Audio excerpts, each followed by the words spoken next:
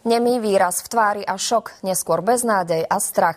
Približne takto by sa dali dnes ráno opísať pocity populárnej speváčky Dary Rollins. Spred rodičovského domu jej totiž v noci zmizlo luxusné auto.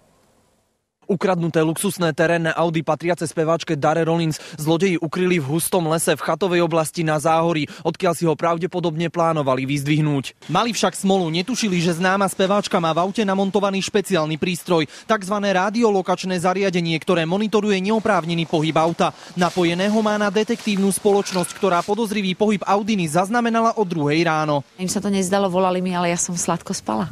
Detektívna spoločnosť nasadila do pátrania po aute aj vrtuľník. V zápätí kontaktovala slovenských kolegov a políciu, kým ho nenašli ráno o 5:30 opustené v Perneckej doline na Záhorí. Polícii sa toto osobné motorové vozidlo podarilo nájsť za pomoci súkromnej spoločnosti, ktorá sa zaoberá bezpečnostnými systémami vozidiel. Chlapci mi spravili strašnú radosť, pretože fakt tímová práca geniálna. Zlodeji auto v lese posypali čiernym korením, aby zakryli pachové stopy a zablokovali riadiacu jednotku, čím sa stalo auto nepojazdné. Navyše jej české evidenčné čísla vymenili za kradnuté bratislavské. V aute mala speváčka aj vianočné darčeky, tie ale ostali našťastie nedotknuté. Musím povedať, že na to, že to nie je moje prvé auto a okolo mňa sa kradne jedna radosť, tak som v podstate mala veľké šťastie. Na miesto dorazila Dara aj so svojím otcom. Nie len speváčka, ale ani on neskrýval z nájdeného tátoša radosť. V prvom momente mi bolo do plaču, lebo dcerka sa po dlhšom čase trošku uvoľnila, že sa doma zastaví pred sviatkami. Auto známej speváčky museli navyše odtiahnuť, pretože jej zlodeji poškodili motor. No a celým prípadom sa už zaoberá polícia. Speváčka má pre všetkých, ktorí sa dostanú do podobnej situácie, však túto radu. Na tieto veci je dobre pamätať ešte predtým